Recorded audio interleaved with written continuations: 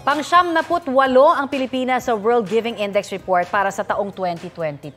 Bumaba po yan mula sa ika-20 rank noong 2021. Ang sabi kaya dyan ng netizens natin, hindi ba talaga mapagbigay ang mga Pinoy? Ang sabi po ni Jobert Niala, likas daw ang mga Pinoy na mapagbigay at hindi naman madamot.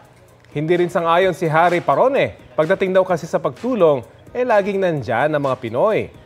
Kwento naman ni Ray Garcia, sa ibang bansa raw kasi, itutulungan ka ng tao kahit sino ka man, di tulad sa Pilipinas. Ay, ganun ba? Pero kaya nga nagsimula, di ba, yung bayanihan, di ba? Yung spirit ng bayanihan, sa atin naman yan eh. Sino kaya sinurvey nila dyan? Oo nga, tulungan-tulungan talaga. Pero ako, naniniwala ako dun sa, ang Pinoy talaga likha, di ba, na mabait, matulungin, di ba? So, parang hindi tama. Ang dami mga vloggers, mga foreign vloggers na nagpupunta rito. Yun ang pinifeature nila lagi, yung iikot sila sa buong Metro Manila na walang pera. Ay, nakita ko yan. Diba? So, ibig sabihin yun talagang manifestation yun ng pagiging matulungin ng mga Pinoy. Tsaka, di ba tuwing piyesta, kain ka kahit saang bahay? O, di ba? Ganun yung heart natin. Correct. Kaya mali yan. Eto, mga kapuso, makisali po sa aming online talakayan sa iba't ibang issue. Kung may nais naman kayong maibalita sa inyong lugar, mag-PM sa Facebook page ng Balitang Halik.